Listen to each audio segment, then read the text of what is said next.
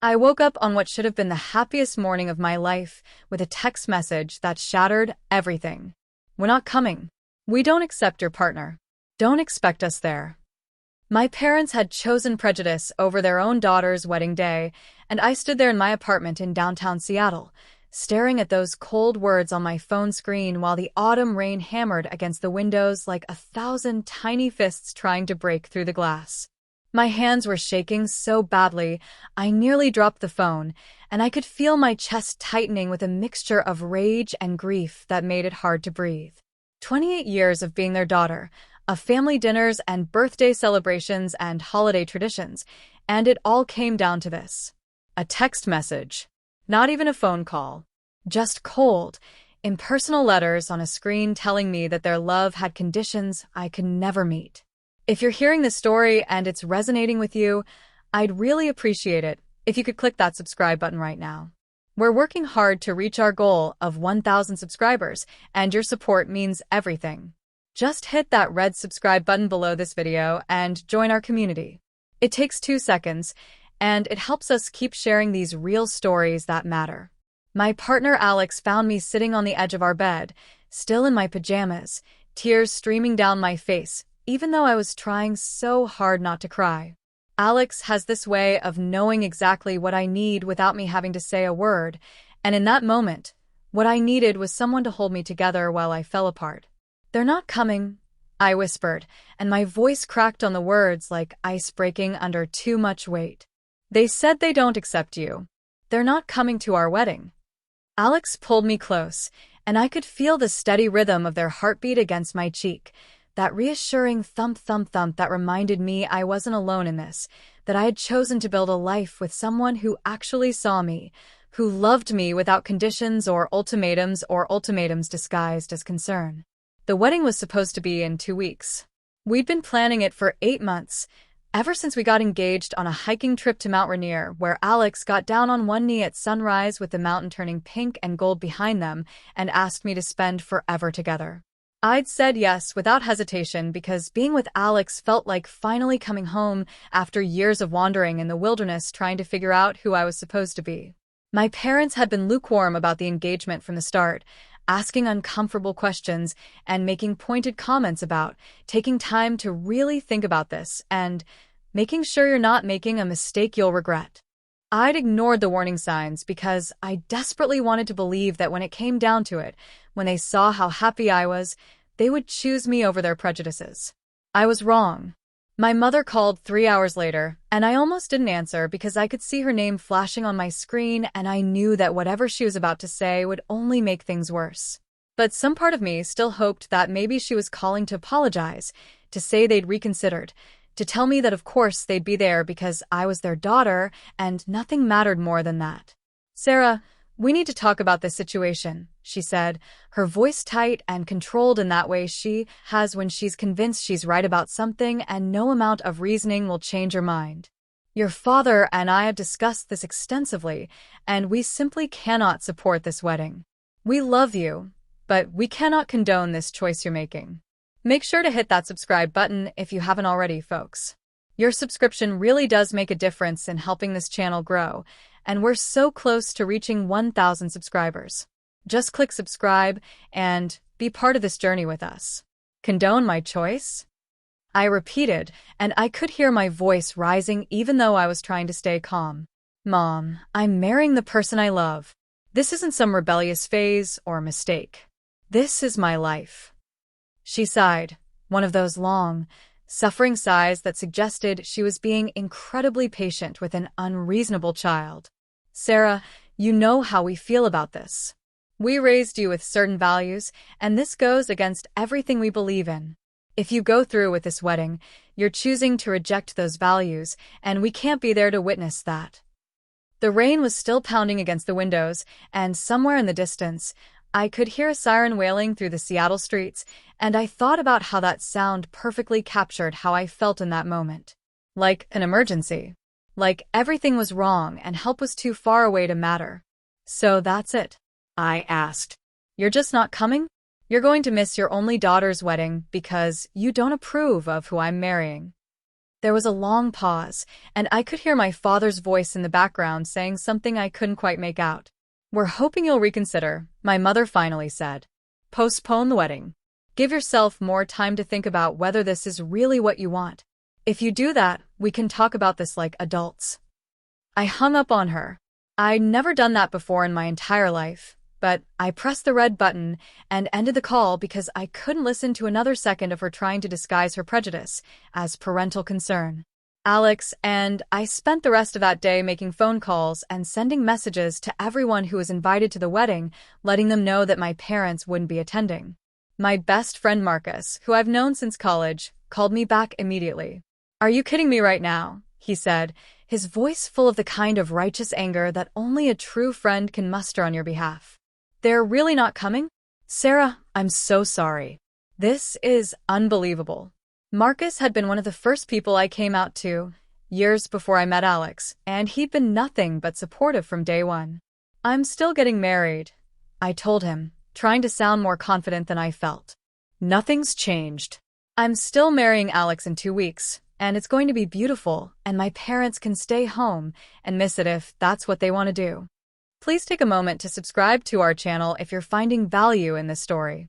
We're building a community here, and we'd love for you to be part of it. Just click that subscribe button and help us reach our goal of 1,000 subscribers. Your support really matters. The 2 weeks between that phone call and our wedding day were the longest of my entire life. I kept expecting my parents to call back, to tell me they'd changed their minds, to say that of course they'd be there because family is family and nothing else matters. But my phone stayed silent. No calls. No texts.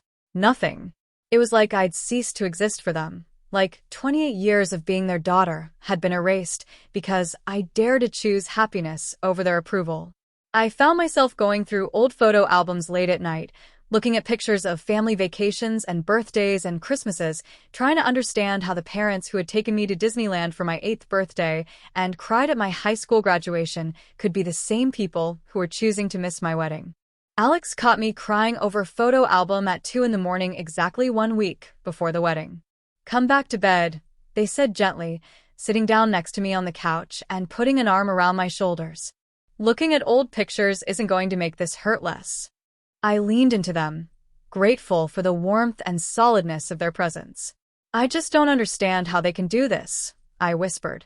"How can they claim to love me and then abandon me like this? How does that make any sense?" Alex kissed the top of my head. "It doesn't make sense because it's not about sense. It's about fear and prejudice and them choosing their beliefs over their relationship with you. And that's on them, not on you. You haven't done anything wrong." The wedding day arrived with clear skies and surprisingly warm weather for October in Seattle. I woke up in a hotel room downtown surrounded by my bridesmaids, Marcus and 2 of my cousins who had defied my parents' wishes and decided to attend anyway. My cousin Rachel had been particularly vocal about her support. "Your parents are wrong," she told me bluntly when I called to tell her they weren't coming. "And I'm going to be there because you deserve to have family at your wedding, even if your parents are too stuck in their ways to see what an amazing person Alex is." Getting ready that morning felt surreal. I kept looking at my phone, some small, pathetic part of me still hoping for a message from my parents saying they'd changed their minds. But there was nothing. Don't forget to subscribe if you're enjoying this story and want to hear more real-life experiences like this one. We're so grateful for every single subscriber as we work toward our goal of 1,000. Just hit that subscribe button right now and join our growing community. The ceremony was held at a small garden venue on the outskirts of the city, with views of the mountains in the distance and the smell of pine trees in the air. We'd chosen the location because it felt peaceful and private, a place where we could celebrate our love surrounded by people who actually supported us. As I stood at the entrance to the garden in my wedding dress, watching the guests take their seats, I felt the absence of my parents like a physical wound. There was an empty space in the front row where they should have been sitting, and no amount of flowers or decorations could hide that void. My uncle, my mother's brother, agreed to walk me down the aisle. He'd always been the black sheep of the family, the one who asked uncomfortable questions and challenged the status quo, and he pulled me aside before the ceremony started and said, Your parents are making a terrible mistake, and someday they're going to realize that. But today isn't about them. Today is about you and Alex building a life together. Don't let their absence steal your joy. Walking down that aisle was one of the hardest and most beautiful things I've ever done. Every step felt heavy with the weight of my parents' rejection, but also light with the knowledge that I was choosing authenticity and love over approval and conformity. When I reached the altar and saw Alex standing there with tears in their eyes and the biggest smile on their face, something shifted inside me. This was real. This was my family now. Not the family I was born into, but the family I was choosing to create. The ceremony was simple, but profound. We'd written our own vows, and when it was my turn to speak, I looked at Alex and said, "You've shown me what it means to be loved without conditions. You've taught me that I don't have to shrink myself or hide who I am to be worthy of love. You've given me the courage to be authentic even when it costs me everything. I choose you, today and every day, for the rest of my life." If this story is touching your heart, I'd love for you to subscribe to our channel. We're building something special here, and your subscription helps us reach more people with these real stories. Click that subscribe button and help us get to 1,000 subscribers. It only takes a second, and it means the world to us. The reception was held in the same garden, with string lights hung between the trees and a small dance floor set up under the open sky. My cousins gave toasts that made everyone laugh and cry, and Marcus told embarrassing stories from college that had me hiding my face in my hands while Alex laughed so hard they nearly fell out of their chair. We danced our first dance to a song we both loved, and I tried to be present in that moment, to soak in the joy and celebration and love that surrounded us. But I couldn't stop thinking about my parents, about the fact that they were missing all of this, about how they'd chosen their prejudice over witnessing one of the most important days of my life. Late in the evening, as the party was starting to wind down and guests were beginning to say their goodbyes, I slipped away from the reception and found a quiet spot at the edge of the garden where I could see the lights of Seattle in the distance. Alex found me there a few minutes later. "You okay?" they asked, even though it was obvious I wasn't. I shook my head, tears streaming down my face for what felt like the 100th time that day. "I keep thinking about them," I admitted. "About how they're not here. About how they chose not to be here. And I'm so angry at them, but I'm also just sad. I'm sad that they're missing this. I'm sad that they can't see how happy you make me. I'm sad that their love comes with so many conditions." Alex held me while I cried, not trying to fix anything or make it better, just being there with me in that moment of grief. "Your feelings are valid," they said quietly. "All of them. The anger and the sadness and everything in between. You're allowed to feel all of it." We went on our honeymoon to Hawaii, a week on Maui where we spent our days hiking through bamboo forests and snorkeling in crystal clear water, and our nights watching the sunset from our hotel balcony. It should have been perfect, and in many ways it was. But I couldn't fully relax because I kept checking my phone, wondering if my parents would reach out, if they'd acknowledge what had happened, if they'd apologize. But there was nothing. Radio silence. It was like our wedding had never happened, like I'd made up the whole thing. Alex finally took my phone away on the 4th day of the trip. "You're on your honeymoon," they said firmly. "Stop torturing yourself by waiting for a message that isn't coming. Be here with me. Be present in this moment." Remember to hit that subscribe button if you want to support this channel and hear more stories like this. We're working toward 1,000 subscribers, and every single subscription helps us grow. Just click subscribe right now and be part of our community. It takes 2 seconds, and it makes a huge difference. We got back to Seattle 2 weeks after the wedding to find 37 missed calls from my parents. 37. I stared at the call log on my phone, scrolling through call after call after call, all from my mother's number or my father's number, and I felt something cold and hard settle in my chest. For 2 weeks they'd been silent, letting me get married and go on my honeymoon without a word, and now suddenly they were calling me dozens of times. "What do you think happened?" Alex asked, looking over my shoulder at my phone. I shook my head, my mind racing through possibilities. "I don't know. Maybe someone died? Maybe there's a family emergency?" But deep down, I knew it wasn't that. If there had been a genuine emergency, they would have left voicemails or sent texts explaining what was wrong. These calls were about something else. I called my mother back from our apartment, standing at the window looking out at the Seattle skyline while Alex sat on the couch giving me moral support. She answered on the first ring, her voice breathless and urgent. "Sarah, finally. We've been trying to reach you for days. Where have you been?" I took a deep breath, trying to keep my voice steady. "I was on my honeymoon, Mom. Remember? The wedding you refused to attend? I got married, and then Alex and I went to Hawaii." There was a pause, and I could hear her breathing on the other end of the line. "We need to talk," she said, and her tone had shifted from urgent to something else, something I couldn't quite identify. "Your father and I have been thinking about things, and we'd like to have dinner with you and Alex. We think it's time we all sat down together." I almost laughed out loud at the sheer audacity of it. They'd boycotted my wedding, refused to speak to me for weeks, and now they wanted to have dinner like nothing had happened? "Why now?" I asked bluntly. "What changed? 2 weeks ago, you couldn't even bring yourselves to watch me get married, and now suddenly you want to have dinner?" My mother sighed, that same long-suffering sigh from before. "We've been talking to our pastor," she said, "and to some friends, and we've realized that maybe we were too harsh. Maybe we should give this situation a chance. Give Alex a chance. We'd like to meet them properly, get to know them. Maybe we can find a way forward together." Don't forget to subscribe to our channel if you're finding this story compelling. Your subscription helps us reach our goal of 1,000 subscribers and keeps us motivated to share more real-life stories. Just click that subscribe button below and join us on this journey. I felt my anger rising like a wave. "Too harsh," I repeated. "You think you were too harsh? Mom, you boycotted my wedding.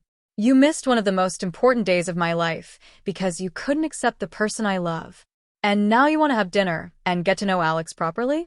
Where was this willingness to give things a chance when I needed you there?" She was quiet for a moment, and when she spoke again, her voice was tight. "We're trying, Sarah. We're trying to do the right thing here. We're reaching out, offering an olive branch. The least you could do is meet us halfway." I looked at Alex, who was watching me with concern in their eyes, and I thought about all the times I'd compromised myself to make my parents happy, all the years I'd spent trying to be the daughter they wanted instead of the person I actually was. "No," I said, and the word felt powerful and terrifying at the same time. "I'm not going to meet you halfway, Mom. You don't get to skip my wedding and then demand that I reward you with a makeup dinner. If you want to be part of my life, you need to actually apologize. Not this maybe we were too harsh nonsense. A real apology that acknowledges what you did and the pain you caused. Until then, I don't think there's anything to talk about." I hung up before she could respond, and this time when I ended the call, I felt something different than I'd felt the first time. Not sadness or anger, but something closer to peace. I'd set a boundary and it felt good. My father called an hour later.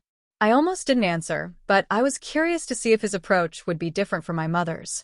"Sarah," he said when I picked up, his voice gruff but uncertain. "Your mother told me about your conversation. I wanted to call and talk to you myself." I waited, not making this easy for him. "I know we hurt you," he continued. "I know that not coming to your wedding was wrong. I've been thinking about it a lot, and I realize I let my fears and prejudices get in the way of supporting my daughter. I'm sorry." The apology caught me off guard. My father wasn't someone who apologized easily or often. "What changed?" I asked. 2 weeks ago, you were so sure you were doing the right thing." He was quiet for a long moment, and I could hear him breathing heavily on the other end of the line. "I saw the photos," he finally said. "Your cousin Rachel posted photos from the wedding on Facebook, and I saw them. I saw you looking so happy, and I saw the empty seats where your mother and I should have been, and I realized what I'd done. What we'd done. We weren't there for one of the most important days of your life, because we were too busy being self-righteous to see past our own prejudices." I felt tears welling up in my eyes, but I blinked them back. "Dad, I appreciate the apology, but you need to understand something. You can't just show up now and expect everything to be okay. You made a choice to miss my wedding. That's not something I can just forget. Make sure you're subscribed to this channel if you want to keep up with stories like this. We're working hard to build a community of 1,000 subscribers, and we'd love to have you as part of it. Just click that subscribe button and join us. I know, he said quietly. I know I can't undo what I did, but I'm asking for a chance to do better going forward. I'm asking you not to write me off completely. Write us off completely. I thought about all the years of my childhood, all the memories of my father teaching me to ride a bike and helping me with my math homework and walking me to school on my first day of kindergarten. I thought about the man who had been my hero for so much of my life, and how deeply it hurt to realize that his love had limits I could never meet. I need time, I told him. I need time to process all of this. You can't just apologize and expect me to immediately welcome you back into my life with open arms. You hurt me deeply, and I need time to figure out what I want our relationship to look like going forward. Over the next few weeks, my parents continued to reach out. My mother sent long text messages explaining that she'd been talking to a therapist about her reactions and was working on understanding her biases. My father called every few days, never pushing too hard, just checking in and telling me he loved me. My uncle, who had walked me down the aisle, called to tell me that there had been a huge fight at a family gathering where several relatives had confronted my parents about missing my wedding. Rachel really laid into them, he said with obvious satisfaction. Told them they should be ashamed of themselves for choosing bigotry over their daughter. Your grandmother wasn't too pleased with them either. I think they're starting to realize they're on the wrong side of this. I talked to Alex about all of it, about my parents' attempts to reconcile, and my conflicting feelings about whether to give them a chance. What do you want to do? Alex asked. Not what you think you should do, or what would make other people happy. What do you actually want? I thought about it for a long time before answering. I want them to understand what they did to me, I finally said. I want them to really get how much they hurt me by not being there. I want them to meet you and see what an incredible person you are and realize what they almost missed out on. But I'm also scared. I'm scared to let them back in and have them disappoint me again. Please subscribe to our channel if you haven't already. We're so close to reaching 1,000 subscribers, and your support means everything to us. Just click that subscribe button below and help us grow this community. It only takes a moment, and it makes a real difference. 3 months after my wedding, I agreed to have coffee with my parents. Just coffee, in a neutral public location where I could leave if things got too intense. We met at a cafe in Capitol Hill, the neighborhood where Alex and I had our first date, and I chose a table by the window where I could watch the rain fall on the street outside. My parents arrived together, looking older and more uncertain than I'd ever seen them. My mother had dark circles under her eyes, and my father's shoulders were hunched in a way that suggested he was carrying a heavy weight. Thank you for agreeing to meet with us, my mother said as they sat down. We know we don't deserve your time, but we're grateful you're giving it to us. We talked for 2 hours. My parents apologized again, more thoroughly this time, explaining how they'd let fear and prejudice cloud their judgment, how they'd been so convinced they were protecting me that they didn't stop to consider they were actually pushing me away. My mother cried when she talked about seeing the wedding photos and realizing what she'd missed. My father's voice cracked when he admitted that he'd been wrong to prioritize his beliefs over his relationship with his daughter. I listened to all of it, feeling a complicated mix of emotions. Part of me wanted to forgive them immediately, to go back to how things were before, to have my parents back in my life without all this pain and distance. But another part of me knew that forgiveness wasn't that simple, that reconciliation would take time and effort and real change. I need you to meet Alex, I told them. Not because I need your approval anymore, but because if you're going to be part of my life going forward, you need to actually know the person I married. You need to see us together and understand that this isn't some phase or mistake. This is my life, and Alex is my partner, and that's not going to change. My parents agreed without hesitation. We set up a dinner for the following week at our apartment, where my parents would meet Alex properly for the first time. I was incredibly nervous about the whole thing, worrying about everything that could go wrong, but Alex was calm and steady as always. Whatever happens, we'll handle it together, they said. And if it goes badly, we leave and we know where your parents stand. If it goes well, then maybe there's a path forward. The dinner was awkward at first, with everyone being overly polite and careful, like we were all walking on eggshells trying not to say the wrong thing. But gradually, as the evening progressed, the conversation became more natural. My parents asked Alex about their work as a graphic designer, and Alex showed them some of their recent projects. My father and Alex discovered a shared love of hiking, and they spent 20 minutes talking about their favorite trails in the Pacific Northwest. My mother asked about our honeymoon, and we showed her photos of the beaches in Maui and the waterfall we'd hiked to through the bamboo forest. By the end of the evening, I could see something shifting in my parents' eyes, a recognition that Alex was a real person, not just an abstract concept they could reject. Don't forget to hit that subscribe button if you're enjoying this story and want to hear more like it. We're building a community here, and we'd love to have you join us as we work toward 1,000 subscribers. Your subscription really does help us keep creating and sharing these real-life stories. After my parents left that night, Alex and I sat on our couch in silence for a long time, processing everything that had happened. "That went better than I expected," Alex finally said.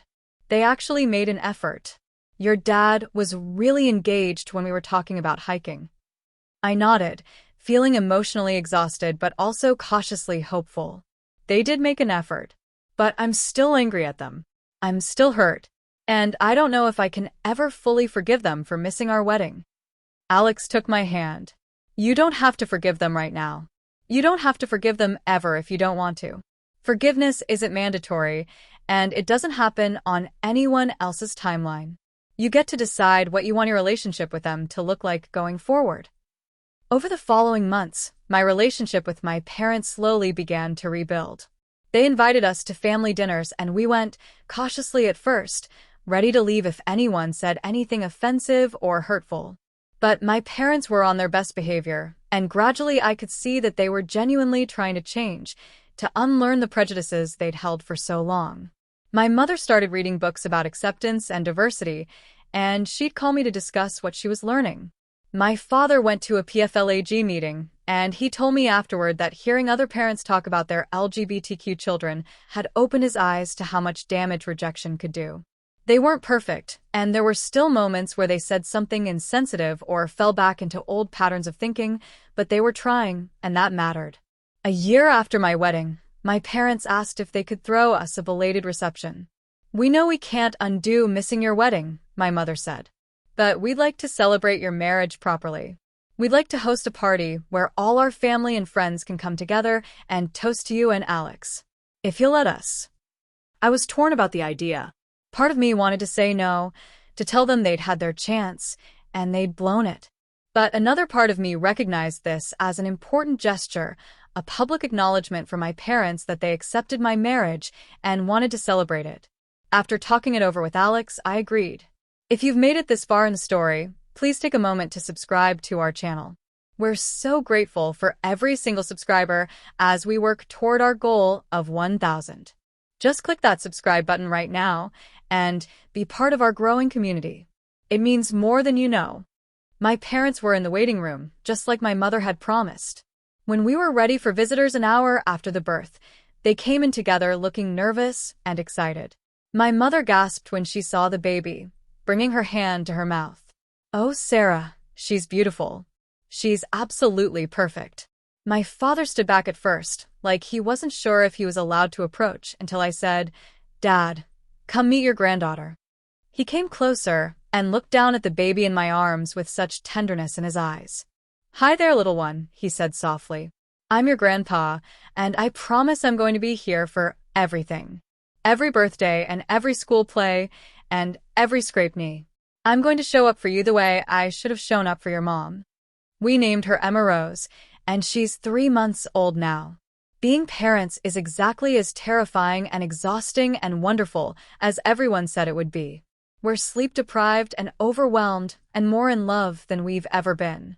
My parents are incredible grandparents, coming over several times a week to help out, taking Emma for walks so Alex and I can nap, bringing over meals and doing our laundry, and generally making themselves useful in all the ways new grandparents should. My mother holds Emma and sings to her, and my father reads her stories in the rocking chair he built, and watching them with my daughter, I can almost forget what they missed, what they chose not to be there for. Almost, but not quite. The memory of that pain is always there, a quiet reminder of how much it cost me to stand up for my life and my love. Don't forget to subscribe to our channel if this story has moved you. We're so close to 1,000 subscribers now, and we'd love to have you as part of our community. Just click that subscribe button below and help us reach our goal. Your subscription really does make a difference and encourages us to keep sharing these powerful real-life stories. Last week, my mother asked if she could talk to Emma about what happened, even though Emma is way too young to understand. I know she can't comprehend what I'm saying, my mother said, but I want to say it anyway. She held Emma in her arms and said, "Sweet girl, your grandma made some terrible mistakes before you were born. I let fear control me instead of love, and I hurt your mama very badly. But your mama is one of the strongest, bravest people I know, and she gave me another chance even though I didn't deserve it. I want you to grow up knowing that people can change, that it's never too late to do the right thing, and that love should never come with conditions. I'm going to spend the rest of my life being the grandmother you deserve and making sure you always know you're loved exactly as you are, no matter what." I stood in the doorway watching this, tears running down my face because I never expected to have this. I never expected to have my parents back in my life in such a meaningful way after what they did. But here we are, building new memories, creating a different kind of family that's been forged through pain and reconciliation and genuine change. It's not the family I thought I would have. It's not the perfect, uncomplicated relationship where nothing bad ever happened. But it's real, and it's ours, and it's teaching my daughter important lessons about courage and forgiveness, and the complexity of human relationships before she's even old enough to understand words. Alex and I were talking last night while Emma slept between us in our bed, and I said, "Do you think I let them off too easy? Do you think I forgave them too quickly?" Alex thought about it before answering. "I think you made the choice that felt right for you, and that's what matters. Some people would never forgive what your parents did, and that would be valid too. But you chose to give them another chance because you believed they were genuinely trying to change, and you wanted your daughter to have grandparents. There's no right or wrong answer here. There's just what works for you and your family." I nodded, knowing Alex was right, but still sometimes wondering if I should have held out longer, demanded more, made them work harder to earn their way back into my life. But then I think about Emma and how much she loves her grandparents already, how she lights up when my father walks into the room, how she calms down when my mother sings to her. I think about how my parents have kept every promise they've made over the past 2.5 years, how they've shown up consistently and done the work and been the family I needed them to be even if it came later than it should have. And I think maybe I made the right choice after all. Maybe forgiveness isn't about letting people off easy. Maybe it's about deciding that carrying the weight of anger and resentment is heavier than the risk of getting hurt again. Maybe it's about choosing peace over being right, connection over punishment, hope over fear. If you're still with me and you haven't subscribed yet, please do so now. We're working so hard to build this community and reach 1,000 subscribers, and every single subscription brings us closer to that goal. Just click that subscribe button and join us. It takes just a moment, and it helps us continue sharing these meaningful, true stories. My parents will never be able to undo missing my wedding. That absence will always be part of our story, a scar that's healed but still visible. But they've spent 2.5 years showing me that people can change, that love can overcome prejudice, that families can heal from even the deepest wounds if everyone is willing to do the work. They're not perfect. They still sometimes say things that reveal their lingering biases. They're still learning and growing and figuring out how to be better. But they're trying, genuinely trying, and that effort matters more than I ever thought it would. Emma is starting to smile now, these huge gummy grins that light up her whole face. My father was holding her yesterday when she smiled at him for the first time, and he started crying right there in our living room. "She smiled at me," he kept saying. She actually smiled at me, and I thought about how much he would have missed if he'd stuck to his decision to reject my marriage, reject Alex, reject the life I'd chosen.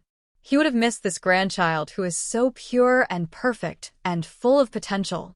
He would have missed these moments of connection and joy. He would have missed watching me become a mother, seeing Alex and me raise our daughter together, being part of this family we're creating.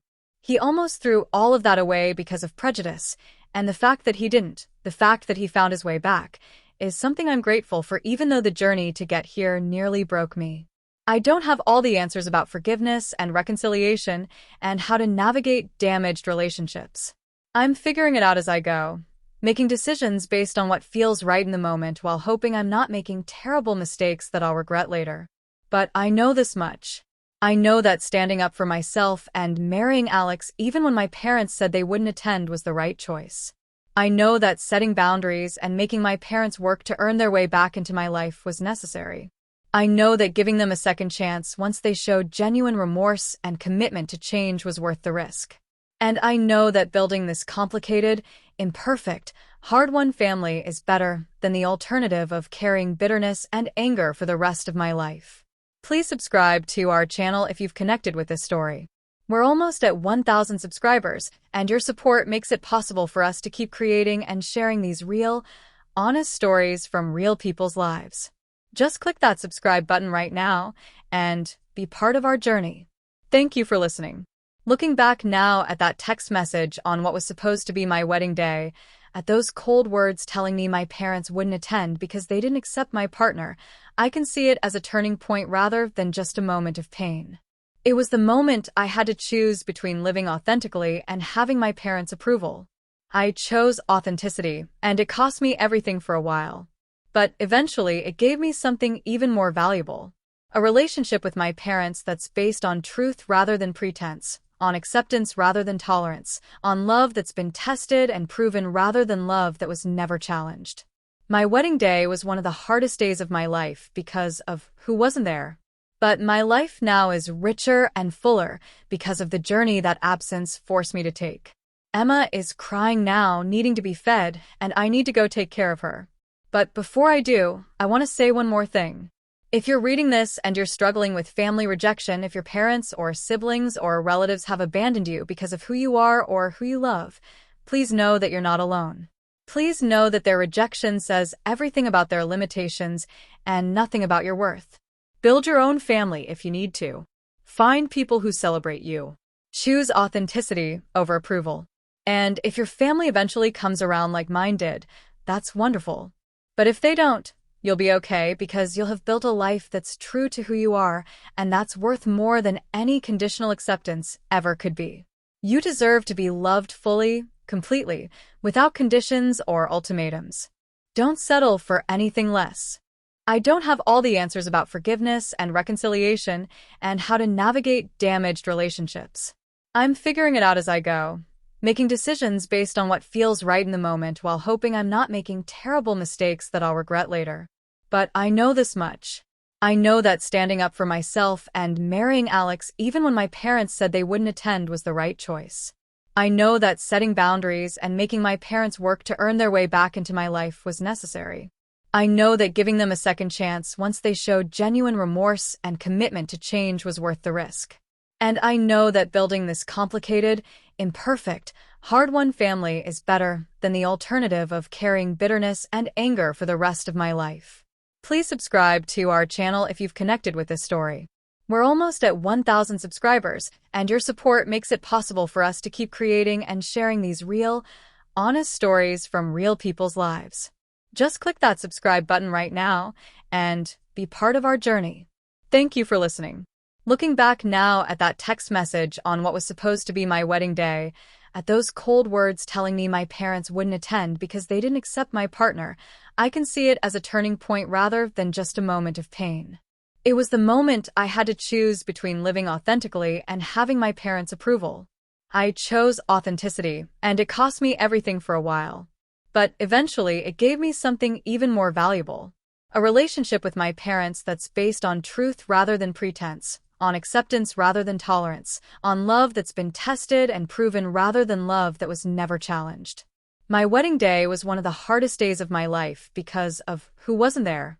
But my life now is richer and fuller because of the journey that absence forced me to take.